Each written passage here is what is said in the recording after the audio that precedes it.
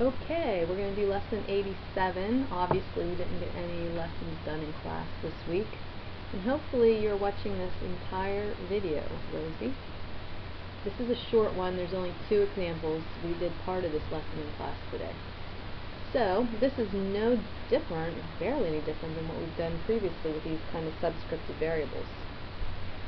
Example 1, we have RE, PE equals RW, TW. RE is 200, RW is 250, TE plus TW equals 9. Find PE and TW. The only thing different between these problems and the problems that we've previously have done is this equation right here needs to be solved for one of these variables.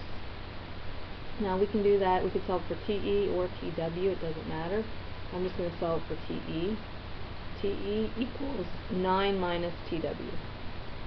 And now all we do is we're going to substitute in. RE equals 200. So I'm going to use this equation, the first one, as our base equation. This is our base, and we're going to substitute everything into this equation. We have 4 unknowns and we have 4 equations, so we are able to solve it. So let's just start our substituting. RE is 200. TE is 9 minus TW. RW is 250. And TW is the variable that we're going to leave in. We have to leave one of the variables in. And we chose to leave the TW in. And now we just need to solve it. So we get 1800 minus 200 TW equals 250 TW.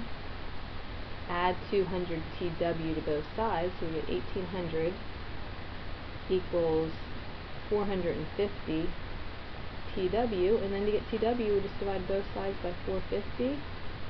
Hopefully that comes out evenly. We get TW equals 4.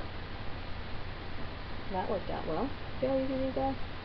And then we just go back and substitute. We're going to take this and we're going to put it in for that TW. So we're going to get TE equals 9 minus 4. TE equals 5. And that is it. It just had one extra step right here. We have to get the variable by itself. So I'm going to give you another problem and I want you to try it yourself. Turn the video off and see if you get the same answer that I do. This is example 2. So go ahead. Alright, hopefully you tried this.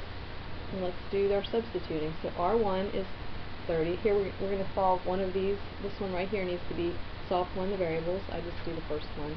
T1 equals 10 minus T2. So here we go. R1 is 30 times, there's 30, times T1, we just solved it for T1, so it's 10 minus T2, plus R2 is 40, let me put that in, T2 is our variable we're leaving in, equals 360, distribute, so we get 30 minus 30 T2 plus 40 T2 equals 360. Subtract 30 from both sides, so we get 330. And we get, over here, 10 T2. And then all we have to do is divide both sides. Am I getting the wrong answer for this? By 10. I think I have a wrong sign here somewhere. Doesn't look like it. So I get T2 equals 33.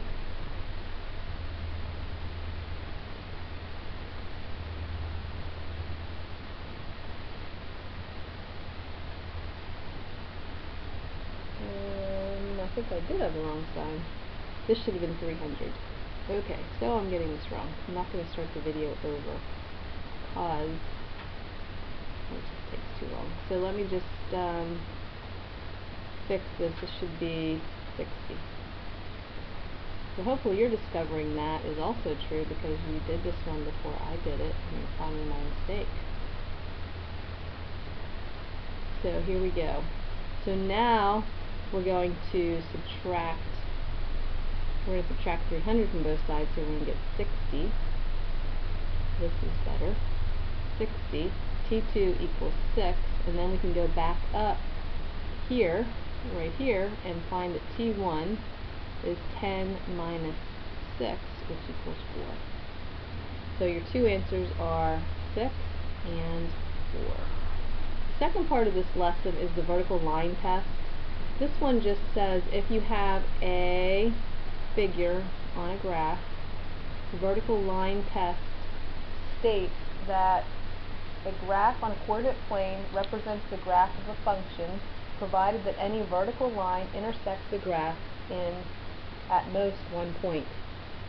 So if you have a graph like this one right here, and you drew a vertical line anywhere on this graph, it would only hit one point.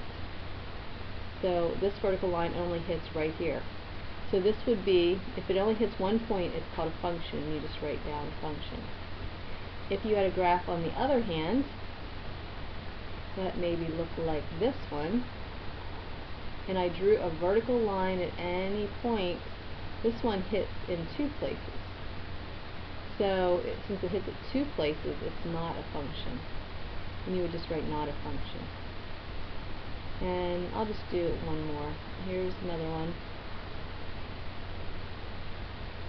If I drew a graph on the plane that looked like that, and I could draw a vertical line, it would hit 2 points. So this one here is not a function. So if it hits 2 points at any place, it's not a function. Okay, that's it for lesson 87.